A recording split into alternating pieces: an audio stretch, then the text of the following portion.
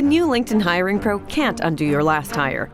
The empty seat. Who was actually just that, an empty chair in your office because you couldn't find someone to fill it. So it just sat there costing you money with all its fancy ergonomic features. But LinkedIn Hiring Pro can make it easy to fill that seat with the right candidate, with nearly 60% of businesses finding someone to interview in the first week alone. Hire right the first time with LinkedIn Hiring Pro. Post a free job today at linkedin.com/quality. Study and play come together on a Windows 11 PC. And for a limited time, college students get the best of both worlds. Get the Unreal College Deal. Everything you need to study and play with select Windows 11 PCs. Eligible students get a year of Microsoft 365 Premium and a year of Xbox Game Pass Ultimate with a custom color Xbox wireless controller. Learn more at windows.com/student offer. While supplies last. Ends June 30th. Terms at aka.ms/collegepc. Commerce doesn't begin at a point of sale. It begins at home. It begins in your community.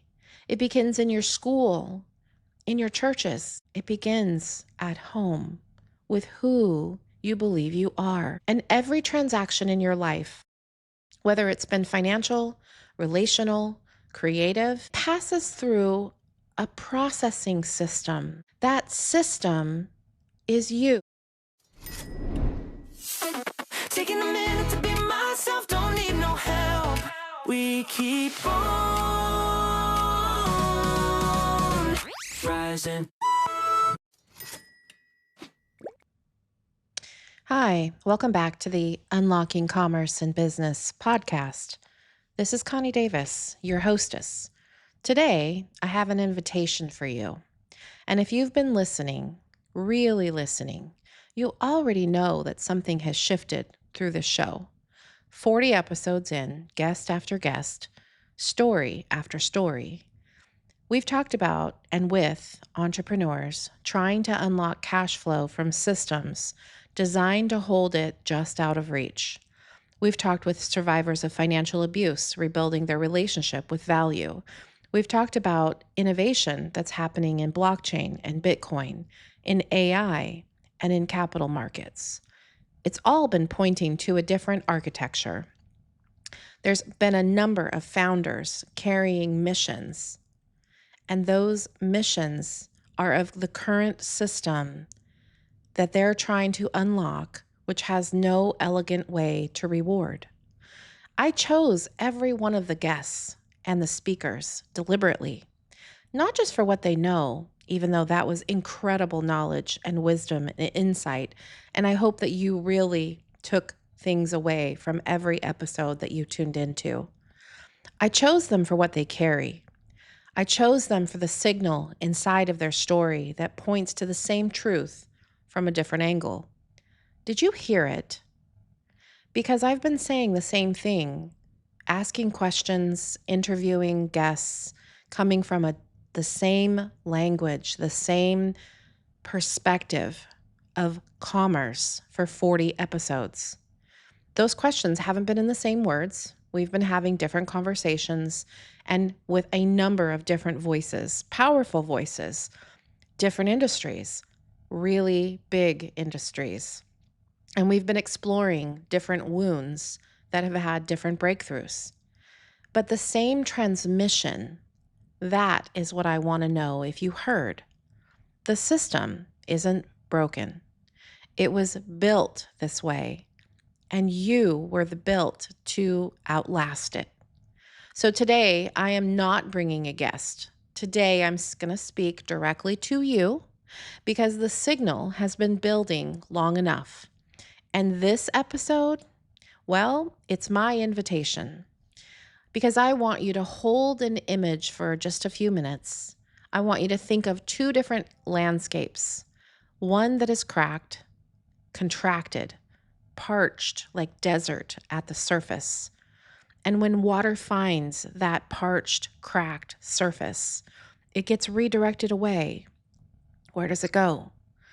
It's redirecting not because the water doesn't want to flow there, but because the landscape is so dry and cracked that it can't and won't receive it. Okay, so on the other side of the landscape, it's open It's channeled. It's alive. Water finds the least path of resistance, actually. And that path in that kind of an environment and landscape can lead directly through. We're going to use that as a metaphor because money is not avoiding you. What if your body is actually directing it away? What if your body learned that from somewhere? So bear with me for a second because I want to take you back. I want you to think about your childhood.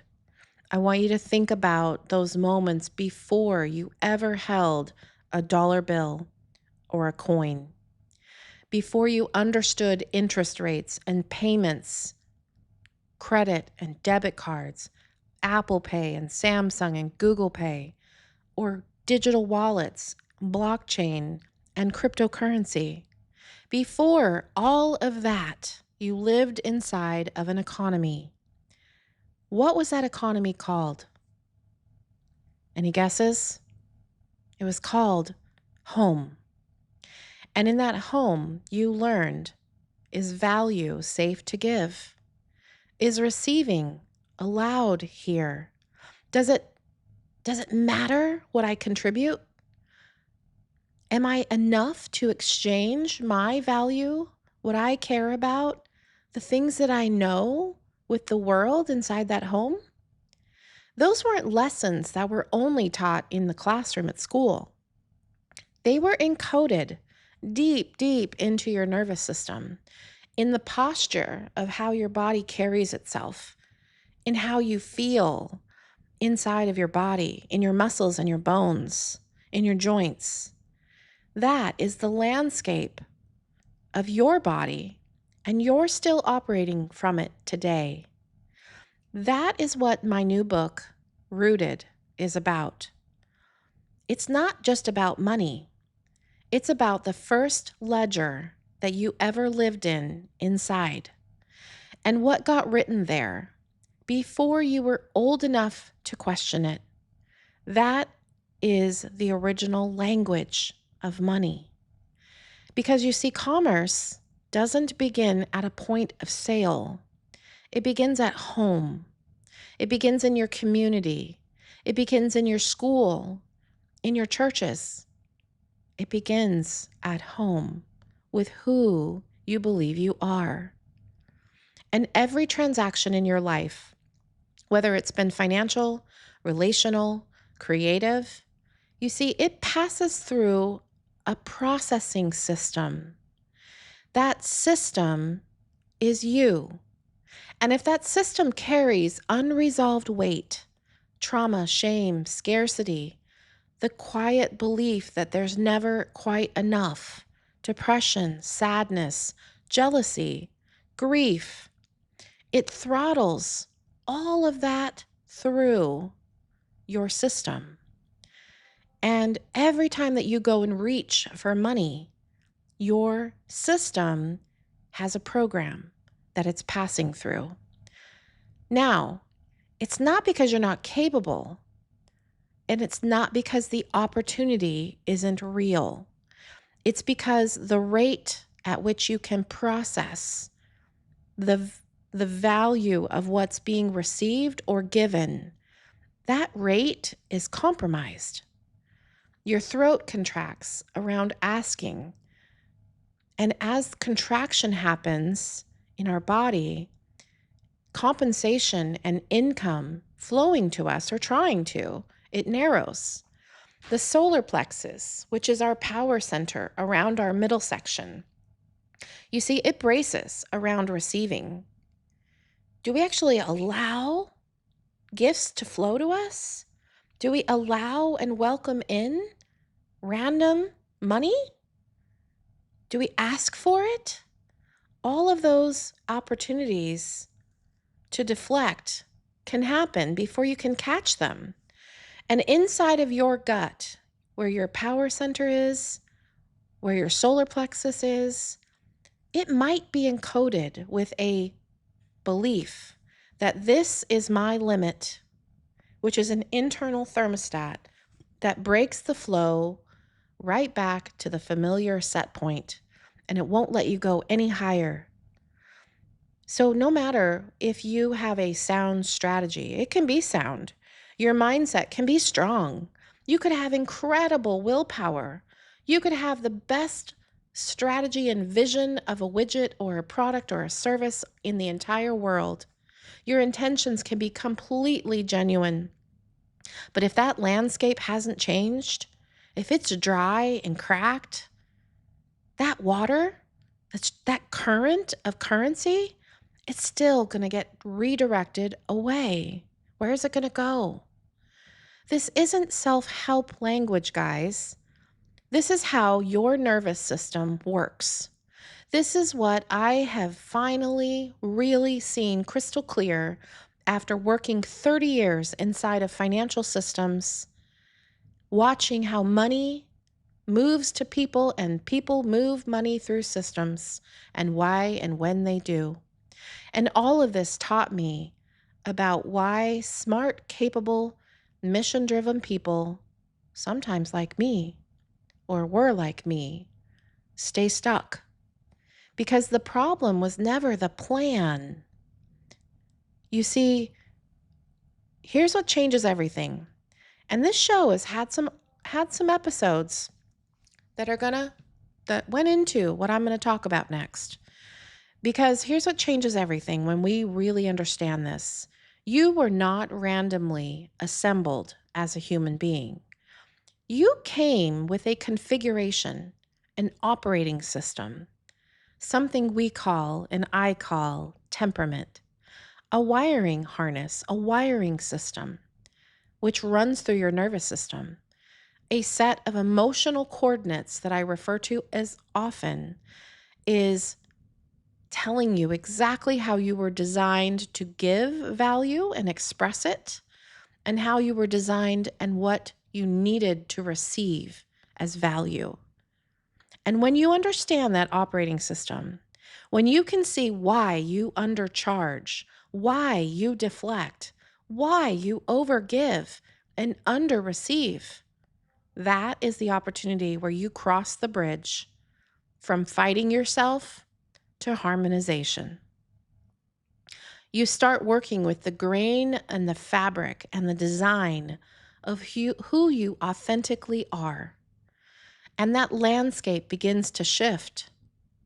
Those cracks start to close, not because you forced it or raked it up or destroyed it, but because you finally stopped blocking it. There's a difference. So here's where we're going to get to work in this episode, because what you carry, the stories that I know are inside of you that you love to tell, the gifts that I know you have that you were born with, the lived experience that I know you carry, and last but not least, the creative juices that flow when you allow them to. That is a current. It's not just personal.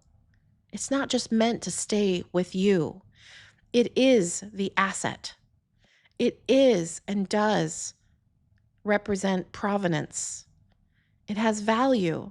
All of it is intellectual property worth protecting, worth exchanging, and worth witnessing.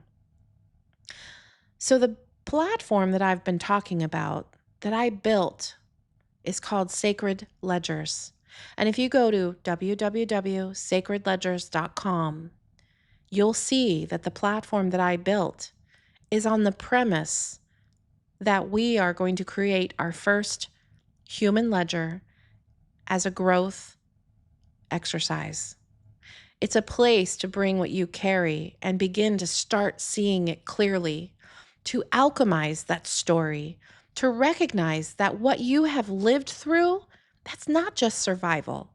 It's your most original contribution to the world. And there have been additions after additions your entire life. There's so many experiences that you could record. The alchemy, you see, the alchemy of it is when you take those stories of what you believe are survival and you alchemize them and turn them into some kind of contribution to the world. And you stand on those contributions and you use them to step forward in the face of growth and transformation. That alchemy isn't just turning lead into gold like stories have told us. It's recognizing the gold was never lead. It was human gold living inside of you. And this is where the ancient meets the emergent. I have been talking about technology and systems on this show. And we've been hinting at blockchain and Bitcoin and cryptocurrencies and digital assets. You see, blockchain, I fundamentally believe, was not invented to make speculators and elite investors rich. Sure, that's what's happened. It was invented, though, to do what no system before it could do, to prove that something happened, to prove that someone created something through proof of work, to prove an exchange of value moving between parties without an intermediary, without a gatekeeper sitting between you, the creator, and the record of proof. You see, your intellectual property, your creative contribution, your work is your economic participation. It's staked, it's recorded, it's provable, it's transparent, and it's immutable. It's sovereignty by architecture. Not because someone granted you that, because the technology finally can carry it, can hold it as a witness. You see, AI never sleeps. But here's what the brave understand that the fearful of AI miss. AI is only as sovereign as the human that is wielding it. If we feed it a contracted landscape, it's going to amplify contraction. If we feed it fear, it will produce more fear. If we feed it a clear signal from a whole human being who knows what they carry, who knows and believes in their value and their worth, it will become the most powerful creative instrument in human history. It won't be the creator. It's never going to be the creator. The channel through which your living current reaches the world, that is what AI will be, if you allow it. It will be a current for your imagination, an amplifier of your creativity, and a record of your intellectual property. Amplified, accelerated, protected, and exchanged agent by agent without extraction in between. That is the future of commerce. I started this episode by asking if you heard the signal across 40 episodes. Now I'm going to ask you something harder. Did you receive it? Not just intellectually, but in your body, in the landscape, because information alone doesn't change the terrain. Knowing about sovereignty and knowing what it feels like to stand inside it, those are two different countries. The invitation today is not to a platform. It's not to a product, not even to a movement. It is to restoration, to stop feeding systems that extract and start building the ones that exchange, to stop performing productivity and start recovering imagination. It's to remember that commerce, real commerce, was always an act of love between people who needed what the other carried. That is what we lost in the industrial age. And that is what these new technologies are returning to us, if we're brave enough to use them that way. So this is what we lost in the industrial age. That is what blockchain and AI are returning to us, if we are brave enough to use them that way. That's why I call for trauma-informed technology. It's why I ask about being compassionate when we're developing technology. That is why and what every guest on the show has been pointing towards and what their missions represent. Because it starts within, not with a wallet, not with a white paper. with the honest question, what have I been directing away from me and why? When you change the landscape, the water will follow. I am so grateful that you are here listening, for being willing to listen and ask harder questions about money, about the systems that we use, and about yourself. Because this is the work. It's sacred work. And you are already recorded in the ledgers of your life. Now it's time to claim that value and to embrace the future that is commerce. Thank you for being here. And if you are interested, check out my book, Rooted, The Original Language of Money, and Sacred Ledgers at sacredledgers.com.